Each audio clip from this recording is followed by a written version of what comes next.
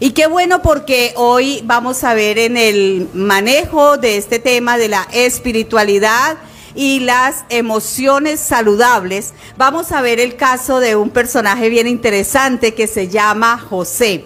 Y vamos a ver un tema que significa retroceder para avanzar. ¿De acuerdo? Y es que nosotros en nuestra vida espiritual y a veces se afecta porque no nos atienden como quisiéramos, no nos dan la importancia que quisiéramos. A veces nos afectamos porque tuvimos en cuenta un detalle, pero con nosotros no tuvieron en cuenta ese detalle. Entonces, en todas estas cosas lo que uno ve es que la espiritualidad y la emocionalidad van relacionadas, ¿cierto? El día que nos sentimos súper bien, nuestras ganas de orar están altas. El día que nos han dicho que nos aman, entonces nuestra relación con los hermanos está muy bien, ¿cierto? Pero de momento, si algo anda desequilibrado en la parte emocional, también afecta la parte espiritual, ¿cierto? Entonces nos decepcionamos, nos frustramos, nos sentimos apocados.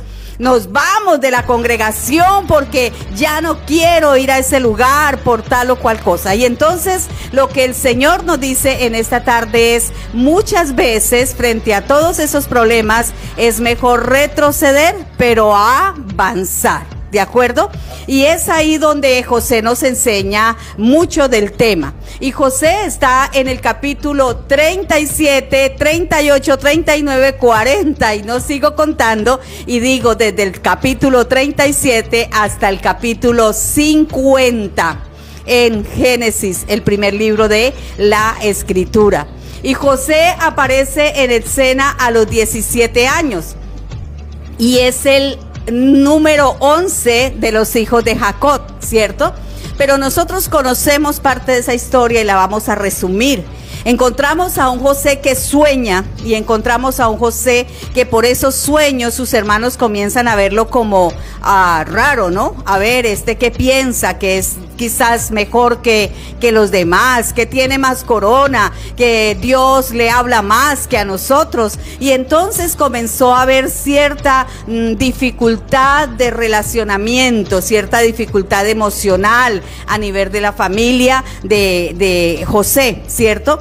Dijéramos de pronto muy propicio para muchas otras familias también, donde los miembros se distancian, donde los miembros se enojan, donde se resiente el hermano con la hermana, el sobrino con el primo, o aún el papá con los hijos, ¿cierto? Y hay cierta distancia entre las personas. Entonces, lo que está diciendo aquí José es: a mí me tocó una familia difícil.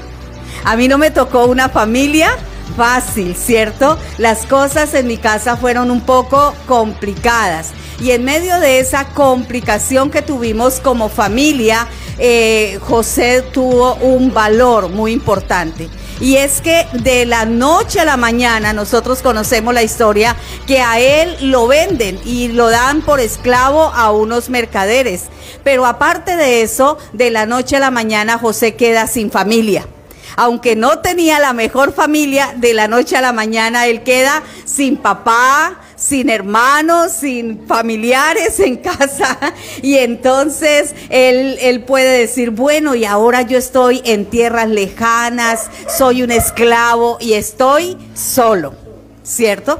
Pero lo ideal para la vida de José es que él nunca dejó su vida espiritual, ¿cierto? Allí en medio de sus dificultades, él quizás seguía orando, seguía hablando, seguía dependiendo del Señor.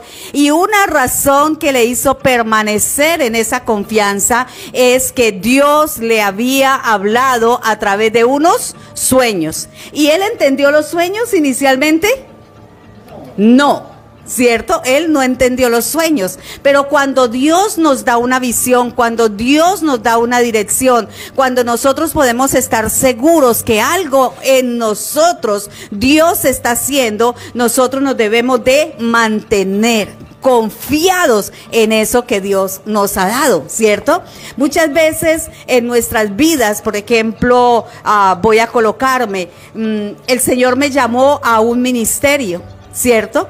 Y llegó el momento en que pude haber dicho, no, ya el ministerio se acabó. Pero el Señor dice, ahí hay un llamado y en ese llamado permanecemos. Y aunque el hombre quiera o piense que se ha devastado, que las cosas no van a continuar, cuando uno tiene un sueño, cuando uno tiene una seguridad, uno avanza en eso que Dios nos ha dicho. Amén. Y es ahí donde los invitamos, los motivamos a mirar esa palabra que Dios le ha dado, esa visión que Dios le ha dado, ese proyecto que Dios le ha dado, ese llamado que Dios ha hecho y avancemos. Amén.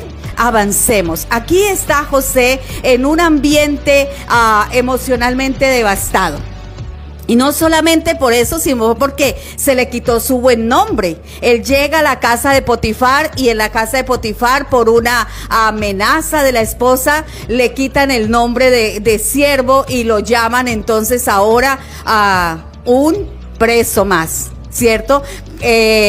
¿Cómo le llaman a los presos? Acusado, ¿no? ¿Y de qué lo acusaban? De casi un violador.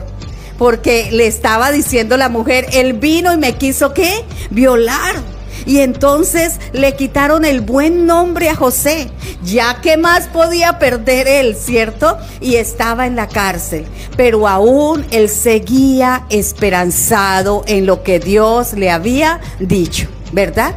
Y es ahí donde encontramos un primer elemento de José, y es que José tenía un profundo sentido de la grandeza de Dios. Diga conmigo, un profundo sentido de la grandeza de Dios. Es decir, lo expresa así: así pues, no me enviaste acá a vosotros, sino que Dios me ha puesto por padre de Faraón y por señor de toda su casa y por gobernador en toda la tierra de Egipto. ¿Qué estaba diciendo con esto José? Estaba diciendo, ¿sabe?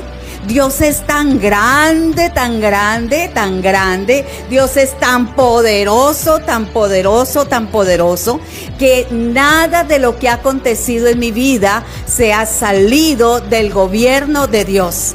Y si estoy aquí en este día, restaurado después de tantas cosas, colocado en eminencia después de tanto tiempo, restaurando mi nombre, ahora me llaman gobernador, ahora ya no me llamarán abusador, sino gobernador. El Señor es el que lo ha hecho. Amén. Entonces, qué bueno que nosotros, en medio de quizás esas crisis emocionales, esas crisis espirituales, nunca perdamos el concepto de grandeza de Dios. Es decir, tenemos un diagnóstico, tenemos una crisis financiera, tenemos una dificultad, pero Dios es Dios y Dios sigue siendo grande. Dios es Dios y Dios es restaurador. Dios es Dios y Dios es proveedor. Dios es Dios y Dios es sanador. Amén. Por lo tanto, yo sé que todo lo que acontece lo hace el Señor Dios, mi Dios. Amén.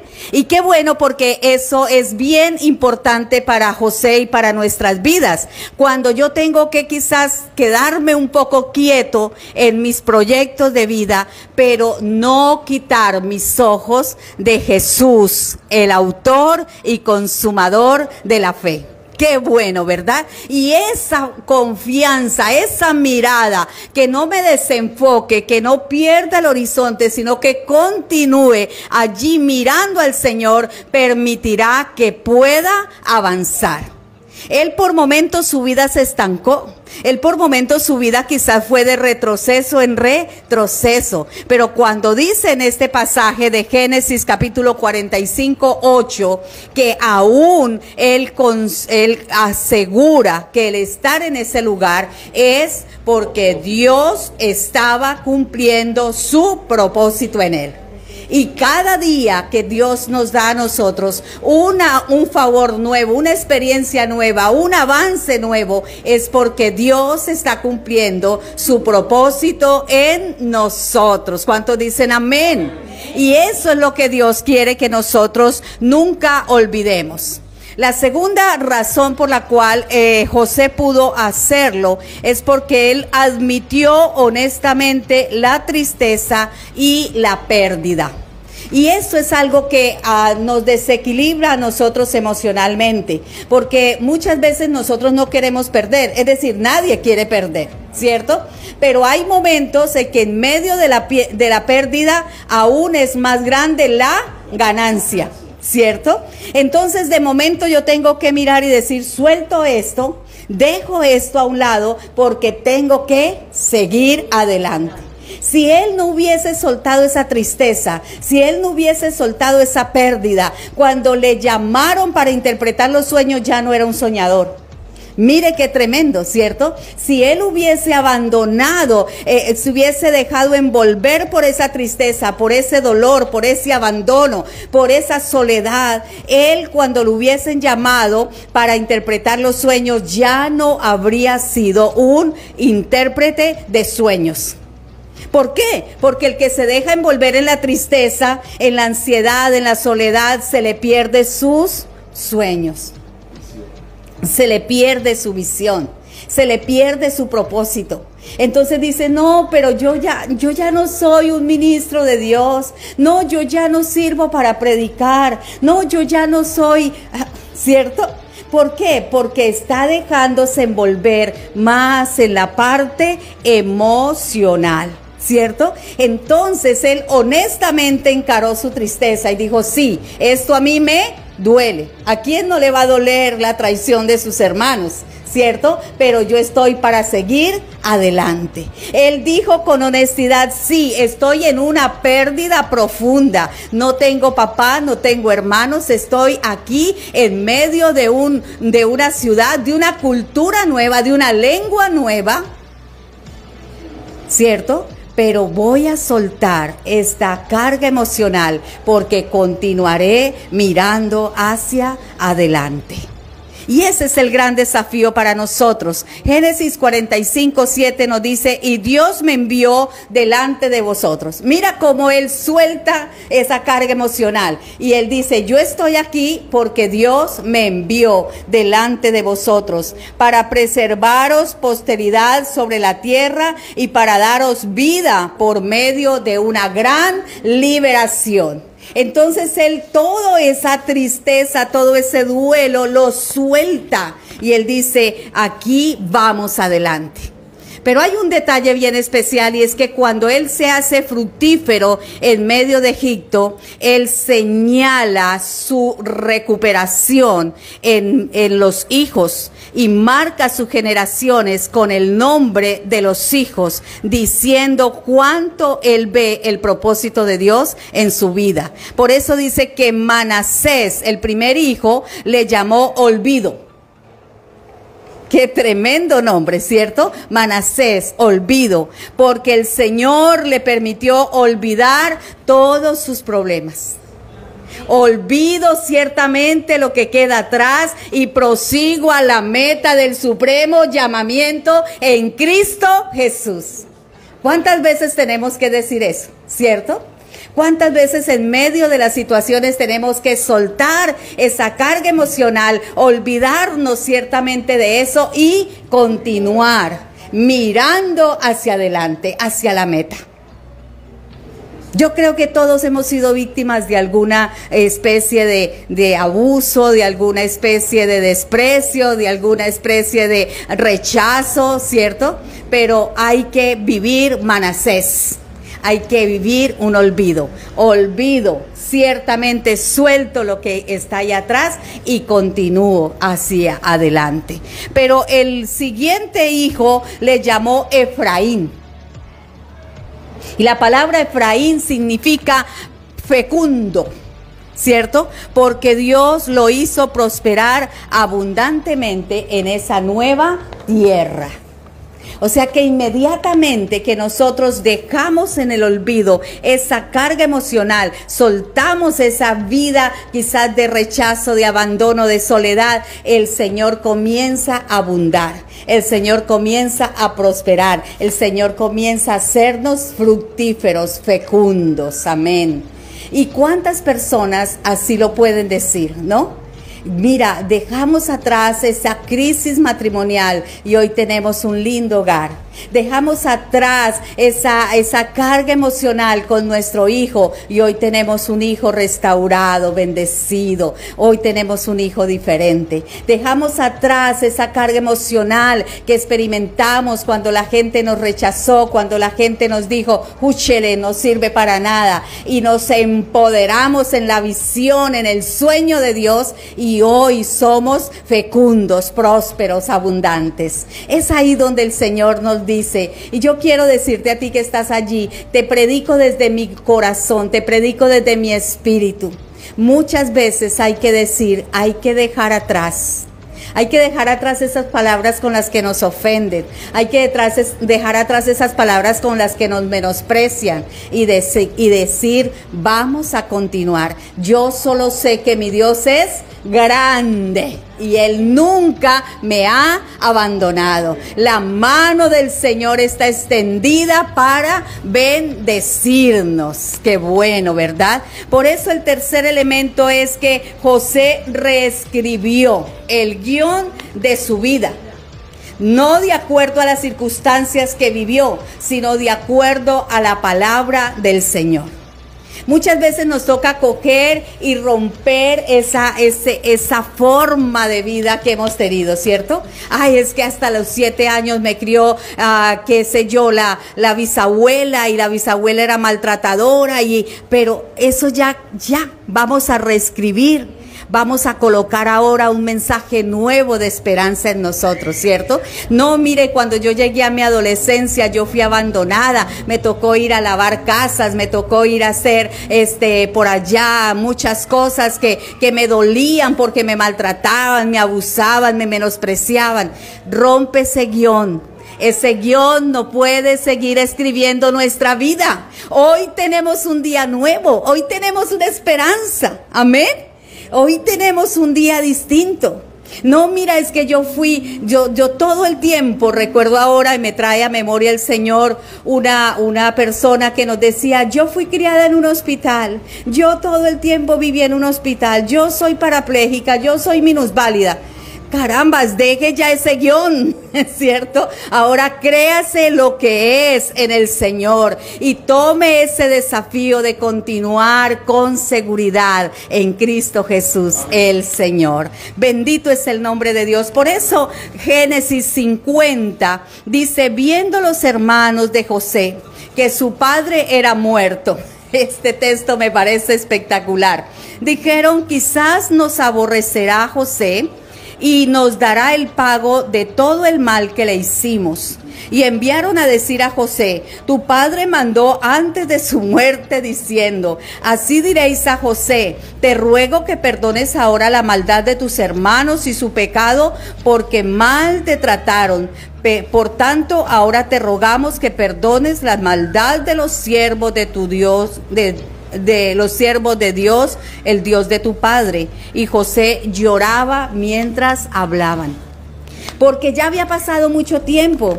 Ya José había estado como gobernador de Egipto.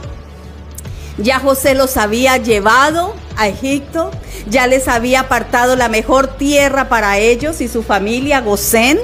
Ya los había tenido allí durante mucho tiempo. Y ahora que Jacob muere, los hermanos vuelven y dicen, José tiene escrita en la mente y en el corazón el guión de la vida. Y seguro que José ahora sí nos va a cobrar lo que él recuerda. Y él va a recordar que le vendimos, y él va a recordar que lo maltratamos, y él va a recordar que lo menospreciamos. Y ellos asumieron que José tenía escrito ese guión antiguo en su vida. Y dice que tuvieron ¿qué? Miedo. Y entonces mandaron a decir a José, mi papá, mire, fue mi papá, el papá suyo, el que nos manda a decirle que por favor nos perdone. Pero José los calificó con ese mismo guión. José vio esa vida anterior. No, él les dice, no se preocupen. Mira la respuesta de José. Vinieron también sus hermanos y se postraron delante de él y dijeron, henos aquí, por siervos tuyos. O sea, ellos todavía no se habían visto en condición de hermanos restaurados, todavía se veían en condición de ¿qué? De siervos. Y respondió José y les dijo: no temas, ¿acaso estoy yo en lugar de Dios? Vosotros pensasteis mal contra mí, mas Dios lo encaminó a bien, para hacer lo que hoy vemos y para mantener en vida a mucho pueblo. Ahora pues, no tengáis miedo. Yo os sustentaré a vosotros y a vuestros hijos. Así los consoló y les habló al corazón. Y habitó José en Egipto, él y la casa de su padre, y vivió José 110 años. Ya José tenía escrito otro guión. Ya José les dijo: ¿sabe qué, muchachos? Por favor, no se traten tan mal. Por favor, no se menosprecien. Por favor, son mis hermanos. Mira, yo no soy juez para juzgarles. Yo ya escribí mi vida con un nuevo propósito, con un nuevo avance, con una nueva esperanza. Yo ya tengo una vida proyectada en los sueños de Dios. Y yo no estoy para juzgarlos. Yo no estoy para retroceder y ahora crucificarles, ahora maltratarles, ahora abusarles. No, ese guión ya quedó Manasés en el olvido. Ya ese guión quedó atrás. Ahora yo estoy pensando en el bien de Dios para todos nosotros. Qué desafío tan grande que tenemos, ¿cierto? Y esto marca un hombre, una mujer cuya espiritualidad y vida emocional están sanas, saludables. Tiene toda su esperanza en el Señor Jesús. Qué bueno que tú puedas decir conmigo: aquí estoy, Dios. Y Dios, lo único que quiero contemplar es tu grandeza. Lo único que quiero estar ciertamente convencida es de tu poder, de que tú eres Dios, que nada me puede apartar de tu mano, que en tu mano hay bendición, que yo no estoy por este presente, que yo ciertamente el pasado lo olvido y que yo estoy por este futuro, por este Efraín, por este buen día, por este buen tiempo. Que todo lo que está marcando mi vida hoy no está por el escrito del día de ayer, no está por el escrito del día que estuviesen en contra mía o los que estuvieron en contra mía. Hoy estoy para el bien de mis generaciones, hoy estoy para el bien de los que siguen adelante. Señor, mi vida es sana en Cristo Jesús, porque el Dios de mi salvación está conmigo. Eres mi fortaleza. Nada ni nadie me hará daño, nada ni nadie me ofenderá. Yo sé que Dios vive y Él es el que cumple su propósito en mi vida. Amén.